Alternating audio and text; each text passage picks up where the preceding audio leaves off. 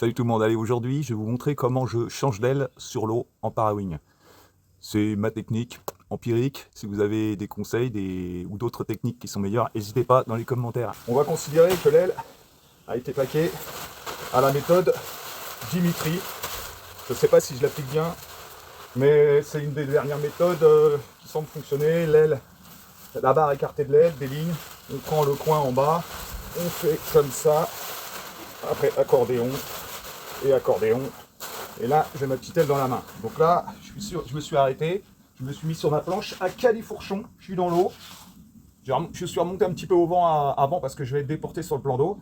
Ça chahute, ça bouge un peu, alors je mets mes jambes bien dans l'eau pour que ça stabilise la planche en latéral, et je me mets au bon endroit par rapport au centre de ma planche pour pas enfourner quand je me fais pousser par les vagues.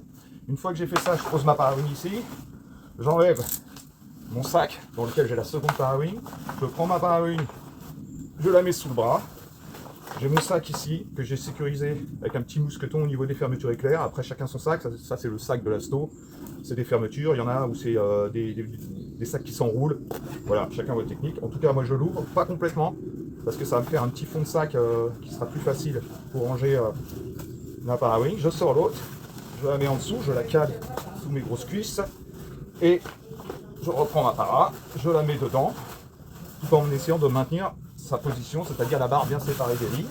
Une fois qu'elle est au fond, je vais remettre la fermeture, toujours avec le doigt à l'intérieur, hein, pour pas coincer le spi.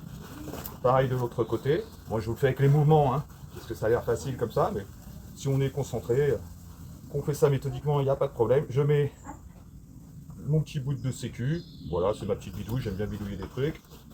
Le sac, hop, on le repasse comme ça, on repasse le petit verrouillage ventral pour moi, et puis voilà, la parawing est prête. Donc là, pour la dérouler, je la tiens par le bord d'attaque, je laisse filer le bord dessus de tout le tissu pour voir si c'est propre avant de balancer ça comme un chiffon.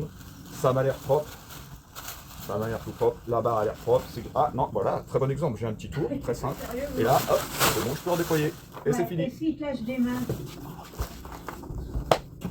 Ah bon, excuse-moi. Bon bah je rajoute un petit truc puisque ma maman elle a parlé pendant la vidéo, hein. Sachez que si vous la perdez, elle va pas partir bien loin. Vous allez la retrouver dans l'eau, vous aurez juste à nager un petit peu, elle va faire 20 mètres et elle restera entre deux eaux. Bon, vous aurez peut-être un petit peu de démêlage, hein, mais pas d'inquiétude, inutile d'avoir un lit d'elle, ça va vous emmerder plus qu'autre chose. Et je ferai une petite vidéo sur l'eau de tout ça. A plus.